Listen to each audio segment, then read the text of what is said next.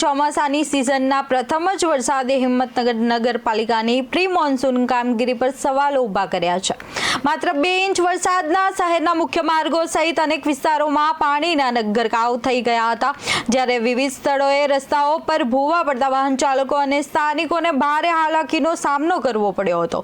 વિપક્ષ તેમજ સ્થાનિકોએ પાલિકા તંત્ર પર બેદરકારીના આક્ષેપ કરી અધિકારીઓને એસી ઓફિસમાંથી બહાર આવી અસરગ્રસ્ત વિસ્તારોની મુલાકાત લઈ તાત્કાલિક કામગીરી કરવાની માંગ કરી છે।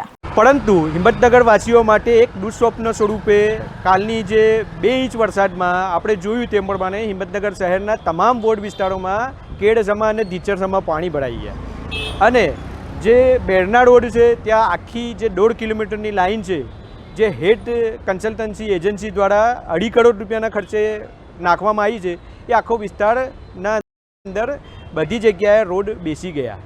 એવી જ રીતના અત્યારે હાલ જે મહાવીરનગર વિસ્તાર હોય, ગાયત્રી મંદિર રોડ છે, જે બાજુમાં જ વૈશાલી ગ્રાઉન્ડ છે અથવા મોટીપુરા બાયપાસ ઉપર છે, દરેક જગ્યાએ કેડસમા પાણી ભરાઈ ગયા, જે ભારતીય જનતા પાર્ટીની નિષ્ફળતા બતાવે છે। પ્રી મોન્સૂન કામગીરીમાં લાખો રૂપિયા અને કરોડો રૂપિયાનો ખર્ચ કરવા છતાંય એ બધા જ પૈસા પાણીમાં વહી રહ્યા છે, જે ભ્રષ્ટાચારનો સ્પષ્ટ પુરાવો છે।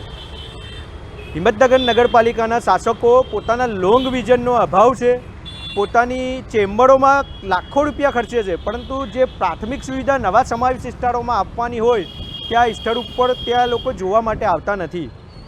હિંમતનગર નગરપાલિકાના જે શાસકો છે એના પોતાના નિષ્કાળજીના અભાવે નાગરિકો અત્યારે હાલાકી ભોગવી રહ્યા છે।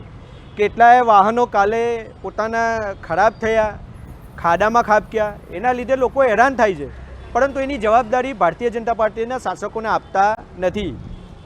અમારી સ્પષ્ટપણે ઠેર ઠેર પાણી ભરાયા, ભૂવા પડ્યા, ખાડા પડ્યા, લોકોના વાહનો આ ખાડાઓની અંદર ગરકાવ થયા। અમે પોતે જાતે અમુક વાહનો અંદર પાણીમાંથી કાઢવાનો પ્રયત્ન કરીને કાઢ્યા છે। આ સમગ્ર બાબત એ સૂચવે છે કે પ્રી મોન્સૂન કામગીરી તંત્રએ યોગ્ય કરી નથી, જેના કારણે આ પરિસ્થિતિ માત્ર આટલા વરસાદની અંદર થઈ। અમે તંત્રને